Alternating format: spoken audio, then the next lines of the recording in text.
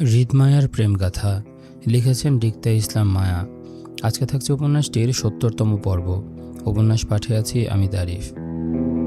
এই রাতে তোর কোনো ডিস্টারবেন্স চাই না আসিফ। আজ রাতে তোর কল দেওয়া নিষেধ। কথাটা বলে হৃদ কল কেটে নিজের ফোনটা বন্ধ করে দেয়। একইভাবে মায়ের ফোনটাও হৃদ বন্ধ করে দিতেই মায়া আপত্তি জানিয়ে বলল, আপনি ফোন বন্ধ করছেন কেন? কারণ আজ রাতটা আমার, তাই। হৃদের কথাটা মায়া তৎক্ষণাৎ বুঝতে না পেরে বলল, আচ্ছা ঠিক আছে, আজ রাতটা আপনার, তারপরও ফ্রেশ হয়ে আসুন, নিচে খেতে যাবেন, সবাই অপেক্ষা কর। মায়ার কথা শেষ হওয়ার আগেই দরজায় নক করলো কাজের মেয়ে মালা। খাবার ট্রে নিয়ে নরম সুরে বাহির থেকে ডেকে বলল, ভাবি আপনাদের খাবার, বড় ম্যাডাম পাঠিয়েছেন। মালার গলা পেয়ে মায়া সেদিকে এগোলো। হৃদ তখনও জায়গায় দাঁড়িয়ে কোমরের ইন করা শার্টের ভাঁজ টেনে প্যান্টের উপর ফেলে কোমরের বেল্ট খুলতে খুলতে ততক্ষণে মায়া চাপানো দরজা খুলে মালাকে খাবার নিয়ে দাঁড়িয়ে থাকতে দেখে বলল, তুমি খাবার এনেছো কেন মালা আপু? আমরা নিচে গিয়ে খাবো। মায়ের কথা শেষ হওয়ার আগে হৃদ বেল্ট খুলে বিছানা থেকে তোয়াল তুলে মালাকে আদেশ করে বলল, খাবারগুলো রেখে যা মালা। জি ভাই। হৃদের কথা সম্মতি দিয়ে মালা জায়গা ছাড়লো, খাবারগুলো দরজার সম্মুখে রেখে। মালাকে চলে যেতে দেখে মায়া খাবার ট্রলি দুহাতে ঠেলে ঘরের প্রবেশ করতেই হৃদ ওয়াশরুমের দিকে যেতে যেতে পুনরায় মায়াকে আদেশ করে বলল, দরজা বন্ধ করো হৃদ। মায়া দরজা বন্ধ করে খাবার ট্রলি ঠেলে সোফার সম্মুখে রাখলো। হৃদ ততক্ষণে ওয়াশরুমে গোসলে গেছে। মায়া ট্রে থেকে খাবারগুলো নামিয়ে টেবিলে রাখতেই পুনরায় দরজায় নক করলো মালা। মায়াকে ডেকে বলল, ভাবি নিচে মেহমান এসেছে, আপনাকে নিচে যেতে বলেছেন দাদি। মালার কথায় মায়া তৎক্ষণাৎ খাবারগুলো ট্রেতে তুলে রেখে চলে গেল নিচে। কোথায় থেকে কোন মেহমান এসেছে মায়ার জানা নেই। হৃদ গোসল শেষ করার আগেই মায়া আগত মেহমানদের সঙ্গে দেখা করে চলে আসবে বলে হৃদকে না জানিয়ে বেরিয়ে যায়। অথচ নিচে নামতে নামতে মায়া আয়নের সঙ্গে জুঁইকে দেখে আবেগ আপ্লুত হয়ে ওঠে, জুঁইকে জড়িয়ে ধরে। আজ কতটা দিন, কতটা মাস দেখা হয় না দু বোনের। হেসে খেলে বেড়ানো দিনগুলো যেন হঠাৎ চাপা পড়ে যায় বাস্তবতায়। মায়ার নিজের পরিবারের সঙ্গে যোগাযোগ নেই। বলতে গেলে মায়া নিজের পরিবারের সঙ্গে যোগাযোগ করে না, হৃদ চায় না বলে। মাঝে হৃদকে না জানিয়ে আরিফের বাসায় যেতে গিয়েও মায়ার যাওয়া হলো না রাফার জন্য। পরে আর মায়া চেষ্টা করেনি কারো সাথে যোগাযোগ করার, হৃদের অগোচরে। আজ না হয় কাল হৃদ নিজেই মায়াকে তার পরিবারের সঙ্গে যোগাযোগ করতে নিয়ে যাবে, এটাই মায়ার দৃঢ় বিশ্বাস। কিন্তু আজ হঠাৎ করে জুঁইয়ের দেখা পেয়ে যেন মায়ের চোখের পাতা ভিজে উঠল সেই পুরাতন স্মৃতিগুলো মনে করে। মায়ের ফুপানোতে জুঁইও একইভাবে ফুফিয়ে ওঠে কান্নায়। আয়ন সবে মিনিট 10 হলেও জুঁইকে নিয়ে খান বাড়িতে প্রবেশ করেছিল। এর মাঝে মায়ের আগমনে দু বোনকে জড়াজড়ি করে কাঁদতে দেখে সে হাতের গ্লাসটা টেবিলে রাখতে রাখতে বলল, আরে আমার ছোটোছালি সাহেব আজে, তা ভালো আছো? আয়নের কণ্ঠ পেয়ে মায়া জুঁইকে ছেড়ে দাঁড়াতে দাঁড়াতে দুহাতে চোখের পানি মুছতে মুছতে বলল, জি ভাইয়া ভালো, আপনি ভালো আছেন? এতক্ষণ ভালো ছিলাম না, তবে এখন তোমাদের দেখা পেয়েই ভালো হয়ে গেলাম। তোমার জামাই কই হৃদ? হৃদের কথা জিজ্ঞাসা করতে মায়া কান্না ভেজা নাক টেনে বলল, উনি রুমে আছেন। আপনারা কখন এসেছেন ভাইয়া?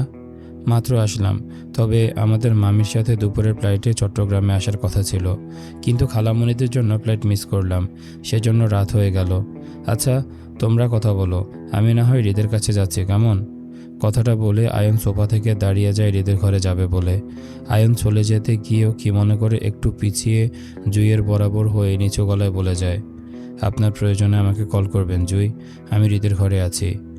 জুঁই মাথা কাত করে সম্মতি দিতে আয়ন সিঁড়ি বেয়ে উপরে উঠে গেল।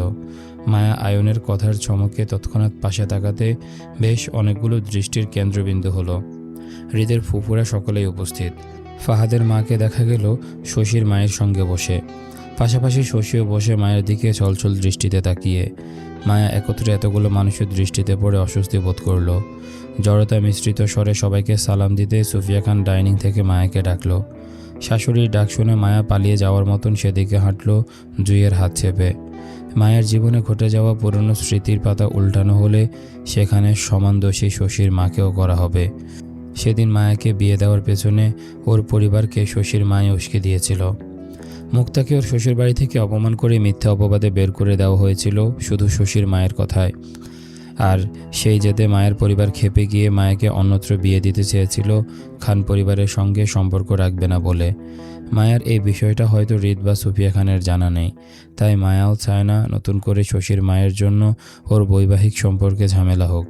তাছাড়া শশীর মা মায়ের খালা শাশুড়ি হয়, নিজের বোনের বিষয়টা শুনলে অবশ্যই সুফিয়া খান কষ্ট পাবেন। মায়া চায় না ওর জন্য আর কেউ কষ্ট পাক, বরং যেটা চলে গেছে সেটা মায়া সয়ে গেছে। পুরাতন স্মৃতি নতুন করে তাজা করার মতন কোনো মানেই হয় না। মায়ার সুফিয়া খানের মুখোমুখি হতে মায়ের ভেজা চোখের দিকে তীক্ষ্ণ দৃষ্টিতে তাকিয়ে সুফিয়া খান বলল, কি হয়েছে, কাঁদছো কেন? সুফিয়া খানের কথায় মায়া জুঁইয়ের হাত ছেড়ে দেয়। জুঁইকে সুফিয়া খানের সঙ্গে পরিচয় করিয়ে দিতে দিতে ভাঙ্গা গলায় বলল, ও আমার বোন জুঁই আম্মু। মায়ের কথায় সুফিয়া খান এক পলক জুঁইকে দেখে বলল, ও আয়নের বউ, আমি ওকে চিনি, বেশ কয়েকবার আমাদের দেখা হয়েছিল ঢাকায়। কিন্তু তুমি কাঁদছো কেন? নিজের পরিবারকে মিস করছো বুঝি? সুফিয়া খানের কথায় মায়া থমথমে মুখে জুঁইয়ের দিকে তাকালো। বেখেয়ালি মায়া জুঁইকে কাছে পাওয়া এতক্ষণ লক্ষ্য করেনি জুঁইয়ের পরিবর্তনগুলো। নতুন বিবাহিত কাপলকে দেখতে যেমন লাগে জুঁইকে তেমনই লাগছে। জুঁইয়ের সাথে আয়নের সম্পর্কের কথাটা মায়া জানতো, কিন্তু জুঁই যে আয়নকে বিয়ে করেছে সেটা জানতো না। তাছাড়া যেখানে মায়ের বিয়েটা নিয়ে মায়ের পরিবারের আপত্তি ছিল, সেখানে এত সহজে জুঁইয়ের বিয়েতে সম্মতি দিয়ে দিল ওদের পরিবার। বিশেষ করে মায়ের চাচা জুঁইয়ের বাবা কত বিরোধিতা করলো মায়াকে খানবাড়িতে বউ করে পাঠাবে না বলে। সেখানে ওনার নিজের মেয়েকে শেষ পর্যন্ত খানবাড়ির ছেলের হাতে তুলে দিবে, বিষয়টা অবিশ্বাস্য লাগলো। মায়া অবিশ্বাস্য দৃষ্টিতে জুঁইয়ের দিকে তাকিয়ে থাকলে সুফিয়া খান ডাইনিং হতে টিস্যু নিয়ে মায়ের ভেজা গাল যত্ন সহকারে মুছে দিতে দিতে বলল, ছোটোখাটো বিষয়ে নিজের মূল্যবান চোখের পানি জড়াতে নেই মায়া, তাহলে মানুষ তোমাকে দুর্বল ভাববে, আর খানবাড়ির বউরা দুর্বল নয়। হৃদ ওয়াশরুম থেকে বের হতে আয়নকে দেখতে পেল বিছানায় বসে। মায়ের জায়গায় আয়নকে রুমে দেখে হৃদ হাতের তোয়ালে দিয়ে মাথা মুছতে মুছতে সূক্ষ্ম নজর ঘোরালো রুমে। মায়াকে আশেপাশে কোথাও দেখতে না পেয়ে হৃদের মেজাজ চটে গেল তক্ষুনি। আয়ন হৃদকে ওয়াশরুম হতে বের হতে দেখে বলল, কিরে ভাই, কোনো কারণ ছাড়া এভাবে রেগে ফায়ার হয়ে যাচ্ছিস কেন? কোনো সমস্যা? মায়াকে রুমে না পেয়ে তার মেজাজ এমনি চটে আছে, সেখানে আবার আয়নের হেয়ালি কথায় হৃদ বিরক্তিতে বলল, তুই আমার রুমে কি করছিস? কি চাই? চাই তো অনেক কিছুই ভাই, কিন্তু আপাতত তোর মেয়েকে আমার ছেলের জন্য চাই, বুঝলি? না। হৃদ বিরক্তি কণ্ঠে উত্তরটা করে হাতের তোয়ালেটা ছুঁড়ে ফেলল সোফায়। যদিও হৃদ আগোছালো কাজ পর্যন্ত করে না, তবে মায়ের অনুপস্থিতিতে যেন হৃদের বিরক্তি বাড়ল।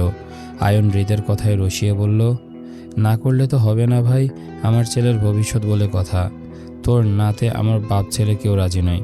তাছাড়া তোর মেয়ে জন্ম দেওয়ার আগে ব্যাপারটা ফিক্স করে রাখলাম, নয়তো তুই যে তারা লোক, মেয়ে জন্ম দিতে দিতে বেঁকে বসবি আমার ছেলের সাথে বিয়ে দিবি না বলে।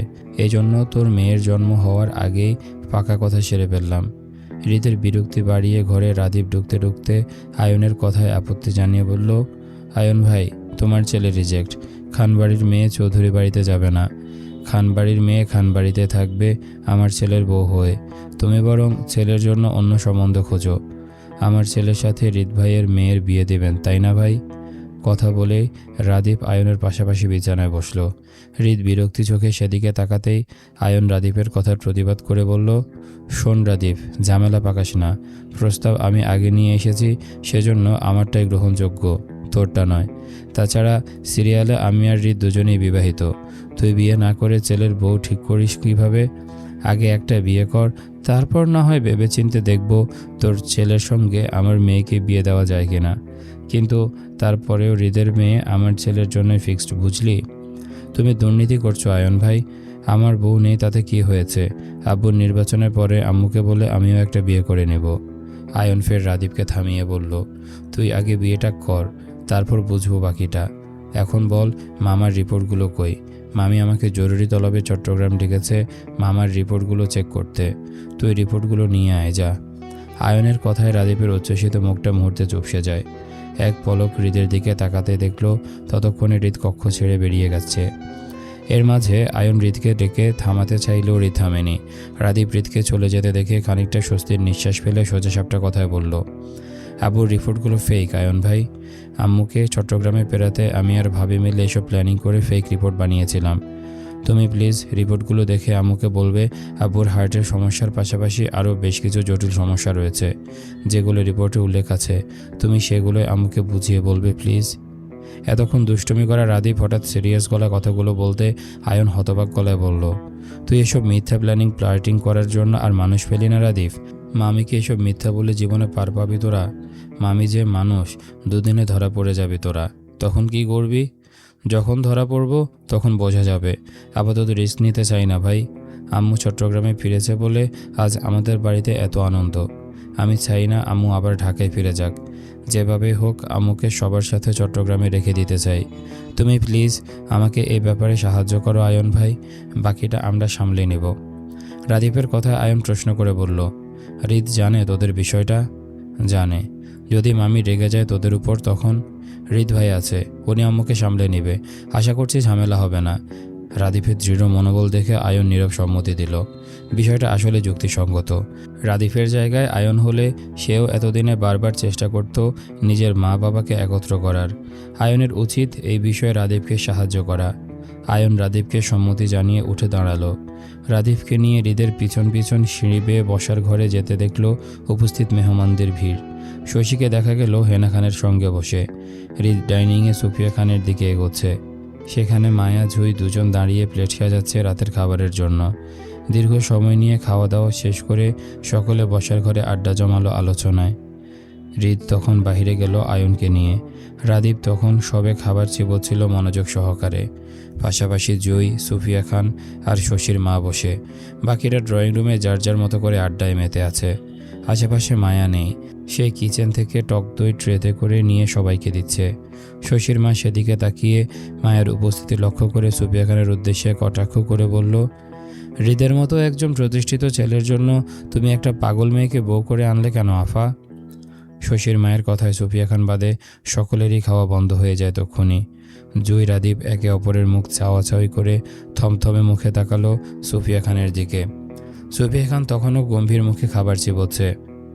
হাতের চামচে ফের খাবার তুলতে তুলতে শশীর মায়ের কথার উত্তর দিয়ে বলল, আমি তো জানি শশী মানসিক রোগী। মায়া তো ক্ষণিকের জন্য অসুস্থ ছিল। সুফিয়া খানের কথায় তেলেবেগুনে জ্বলে উঠল শশীর মা। বলল, আমার মেয়ের সাথে তুমি ওই পাগল মেয়েটার তুলনা দিচ্ছ আপা? গম্ভীর সুফিয়া খান আগের ন্যায় বলল, তুলনা দিলাম কোথায়? সত্যিটা বললাম। তুলনা দিতে গেলে তো শশী জন্মগত পাগল। তারপরও খানবাড়ির বউ করতে আপত্তি ছিল না আমার। সেখানে মায়া তো জন্মগত সুস্থ মস্তিষ্কের একটা মেয়ে, ওর জন্য কেন আপত্তি করব? সুফিয়া খানের কথায় রাগ নিয়ে উঠে যায় শশীর মা। ওনার চলে যাওয়ার দিকে জুই, রাদীপ দুজন তাকায়। রাদীপ পুনরায় খাওয়ায় মনোযোগ দিলেও জুই বেশ কষ্ট পেল শশীর মা মায়াকে পাগল বলাতে।